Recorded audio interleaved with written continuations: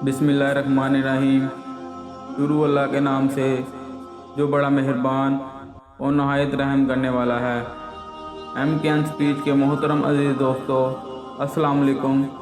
उम्मीद करता हूँ आप सब लोग खैरियत से होंगे। आज की हमारी इस वीडियो का टॉपिक है हज़रत इमाम हुसैन अलैहिस्सलाम की शहादत और वाक़या करबला। वीडियो शुरू करने से पहले तमाम नए आने वाले भाइयों से गुजारिश है, जिन्होंने अभी तक मेरे चैनल को सब्सक्राइब नहीं किया वो कर लें, ताकि हमारी आने वाली हर नई वीडियो आप तक पहुंच सके। तो आएँ चलते हैं अपनी वीडियो की तरफ। तारीख़ इस्लाम का वर्का इंसान के लिए इबरतों का वाक़या है। बिलखसूस तारीख़ के बाद वाक़यात तो इंसान के हर शोबे ज़िंदगी में इबरतनाक हैं। इन्हीं वाक़यात में एक वाक़या मैदान करबला भी है। हज़रत इमाम हुसैन रज़ी अल्लाह ताला अन्हो की मज़लूमाना शहादत का भी है। कहा जाता है कि जब से अल्लाह ताला ने इस कायनात को बनाया, इस वक्त से लेकर आज तक और शायद क़यामत की सुबह तक कोई ऐसा वाक़या रूनुमा ना हो जिस पर तारीख़ को भी रोना आ गया हो।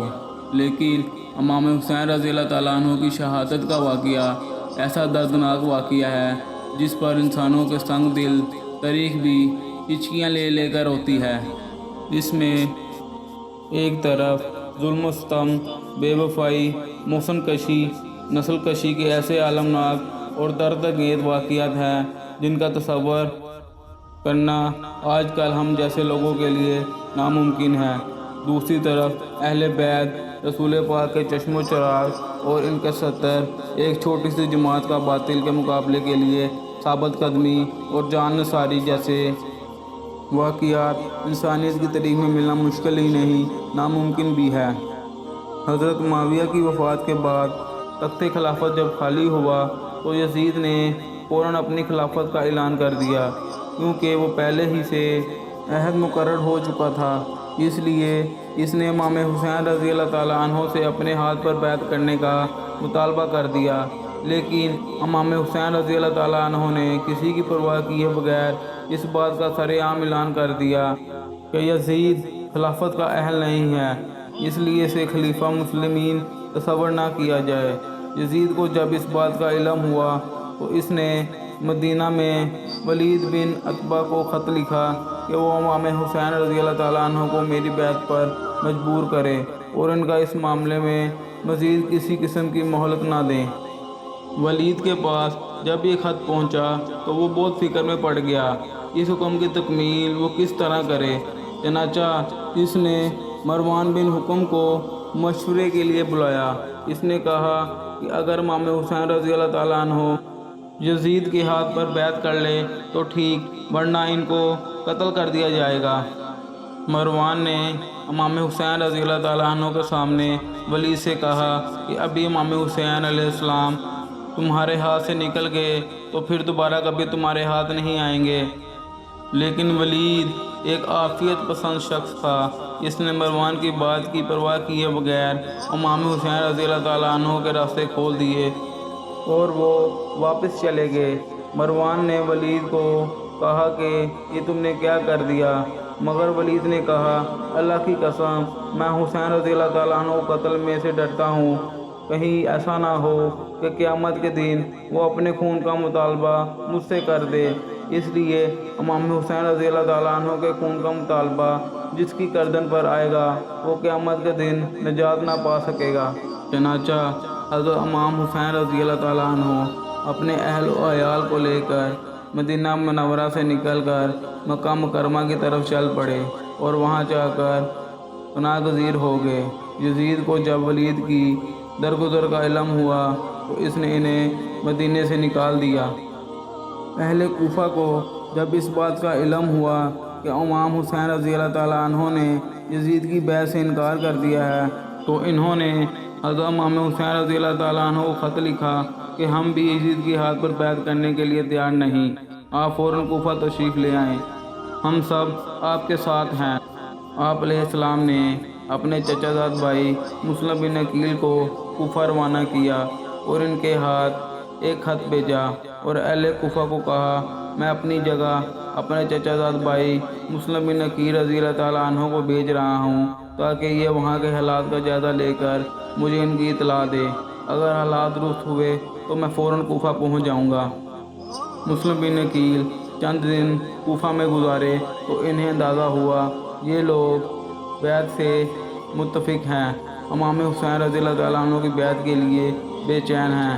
چنانچہ انہوں نے چند ہی دنوں میں اہل کوفہ سے 18,000 مسلمانوں کی امام حسین رضی اللہ تعالیٰ عنہ کے لیے بیعت کر لی اور حسب ہدایت امام حسین رضی اللہ تعالیٰ عنہ کو کوفہ آنے کی دعوت دے دی۔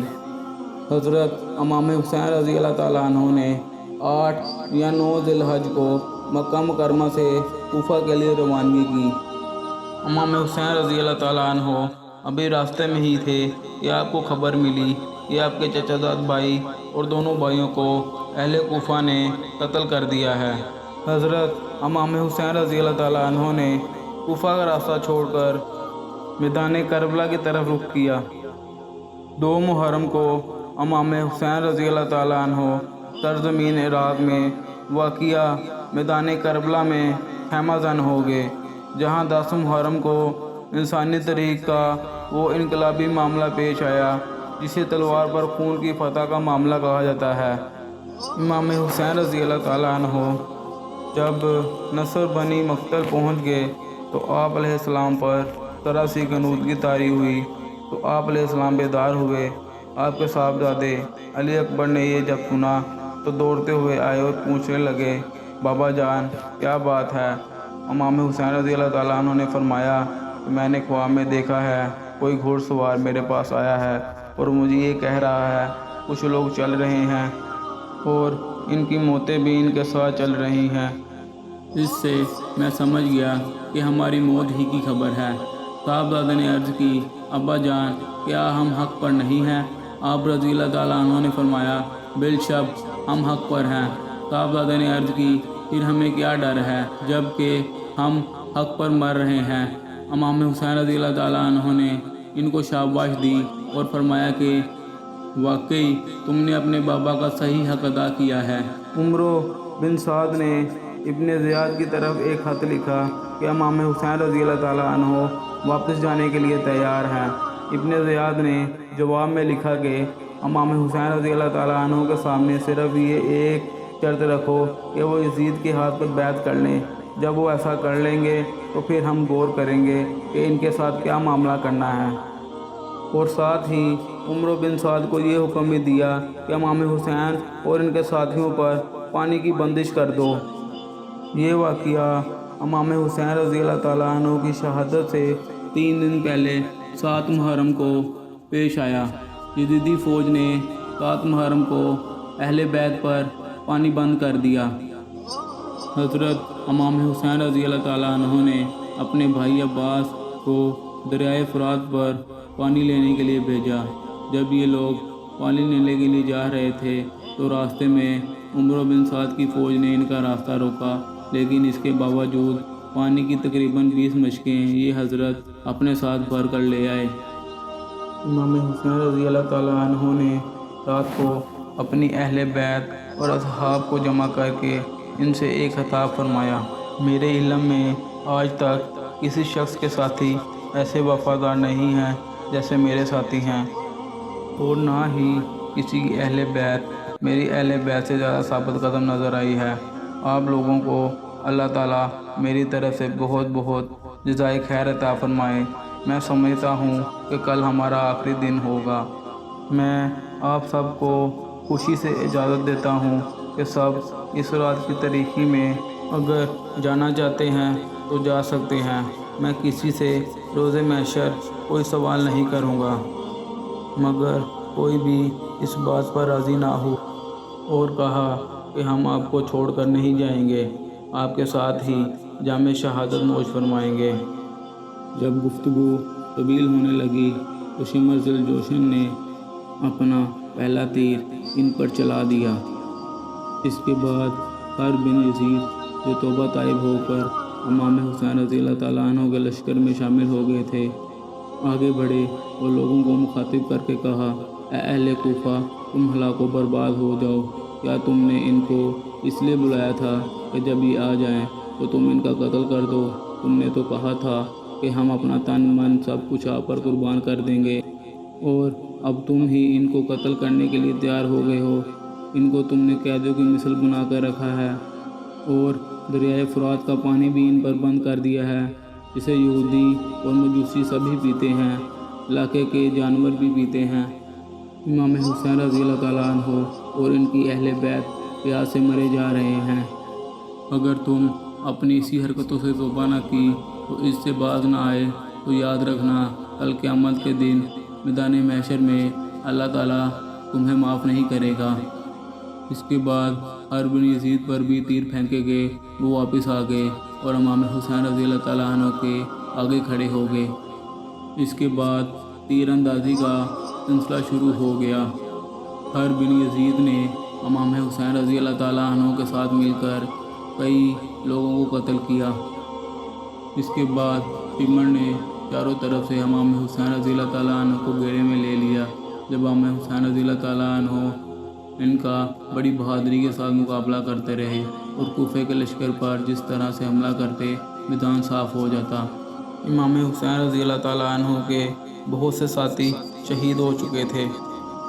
حضرت ابو شمامہ رضی اللہ تعالیٰ عنہ امام حسین سے عرض کرتے ہیں، میری جان آپ پر قربان، میں چاہتا ہوں آپ کے سامنے قتل کیا جاؤں، لیکن دل یہ چاہتا ہے کہ ظہر کی نماز کا وقت ہو چکا ہے، نماز ادا کر کے اپنے پروردگار کے پاس جاؤں۔ حضرت امام حسین رضی اللہ تعالیٰ عنہ نے بآواز بلند اعلان کیا کہ جنگ کو روک دیا جائے تاکہ ہم ظہر کی نماز ادا کر سکیں، مگر یزید کی فوج نے اس پر انکار کر دیا اور جنگ کرتے رہے۔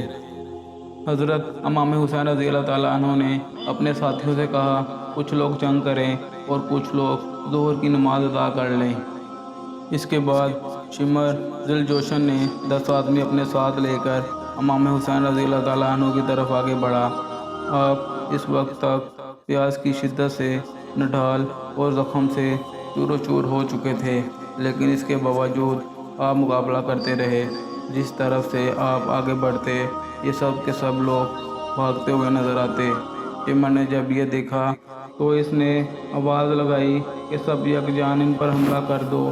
اس پر بہت سے بد نصیب آگے بڑھے، نیزوں اور تلواروں سے یکجان امام حسین رضی اللہ تعالیٰ عنہ پر حملہ کر دیا۔ اس طرح ان ظالموں نے آخرکار امام حسین رضی اللہ تعالیٰ عنہ کو شہید کر دیا۔ شمر ذل جوشن نے کہا کہ ان کا سر بدن سے جدا کر دو، مگر آگے بڑھتے ہی ان سب کے ہاتھ کانپنے لگتے۔ مگر ایک بدبخت سنان بن انس آگے بڑھا اور اس نے یہ کام سر انجام دیا۔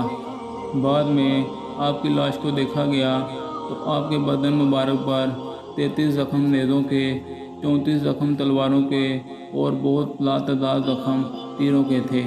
حضرت امام حسین رضی اللہ تعالیٰ عنہ اور آپ کی اہل بیت نے جام شہادت نوش فرما کے اپنے نانا کے دین کو تا قیامت کے لیے بچا لیا۔